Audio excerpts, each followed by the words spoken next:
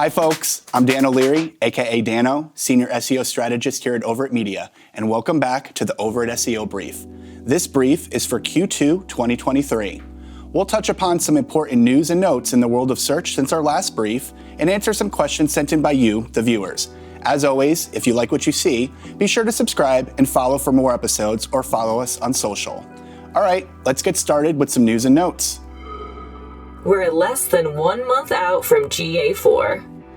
We've been closely watching and reporting on the big Google Analytics switchover for a whole year now, and we're now just weeks away from Google finally sunsetting the long, familiar Universal Analytics product and moving forward with their new GA4 Analytics. If you still have not yet created a GA4 property, you should log in and check your Universal Analytics property.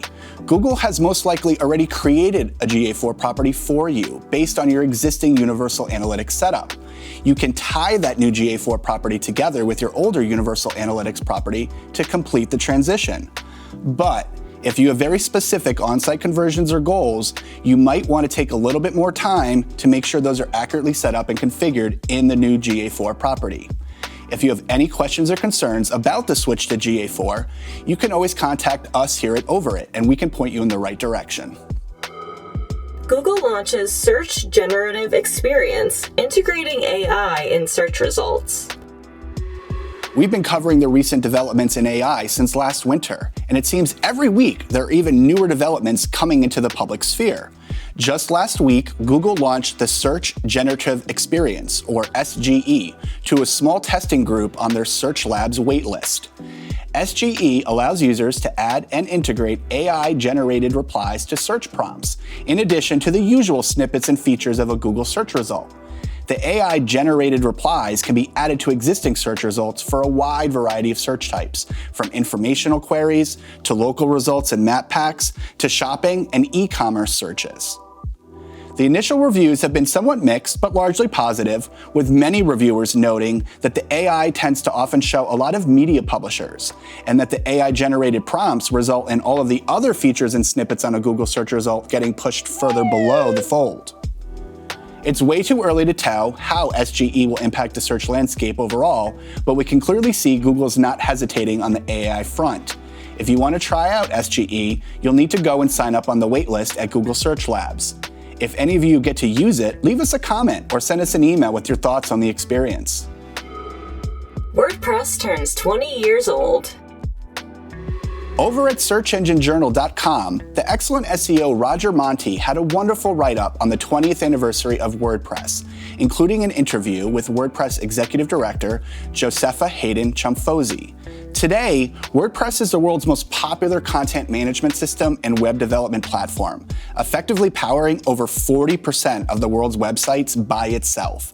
Every day online, you're visiting a website built on WordPress, whether you realize it or not. But 20 years ago, if you wanted to build a website, you had to know how to code HTML by hand or use some type of WYSIWYG editor like Dreamweaver.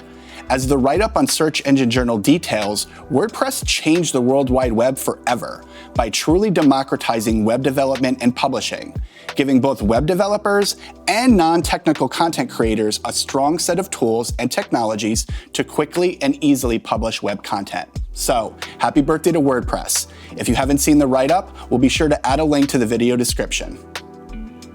And speaking of WordPress and content management systems, we'll finish with a question from our mailbag.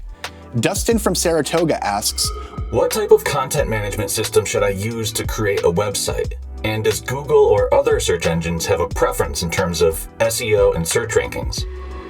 That's an excellent question, Dustin, and one we get a lot. The short answer is that no, search engines including Google do not have genuine preferences on which CMS you use to publish your website. They are entirely agnostic in that regard. You can succeed in organic search using any kind of CMS, so long as you follow sound SEO best practices and create the best possible content you can. Having said that, the type of CMS you choose should be based on your organizational resources, your know-how, and website goals. If this is the very first website you've ever created and your organization doesn't have a dedicated designer or a web developer, you might want to consider a very basic CMS like Squarespace or Wix. These are designed for small business owners and hobbyists who want to get a somewhat decent-looking website up and live without committing too many resources or time. These proprietary CMSs have much better SEO features and customization than they had just a few years ago, and both Squarespace and Wix have strongly invested in the SEO capabilities of their platforms. If you've created a website before, or you have a designer or web developer, then WordPress might be a great fit for you. WordPress is such an expansive ecosystem of themes and templates, both free and paid, that it can meet the needs of nearly any business or organization. There are also very popular open source alternatives to WordPress, including Drupal, Joomla, Magento, among others. These platforms have a bit more of a learning curve and would require you to have a developer experienced in using them. But for websites that have very specific and niche features and requirements, these other platforms have their advantages and proponents as well. When it's all said and done though, think of the CMS as the toolbox, not the carpenter. A good website experience can be built on any CMS in 2023, and your search engine visibility is not really going to be determined by your CMS choices. Find one that makes sense for your organization and its skill set, and get really experienced with using it, and you should be fine. We hope that helps. That's it for this SEO brief. Thanks for watching, and we'll see you in Q3. Bye, folks.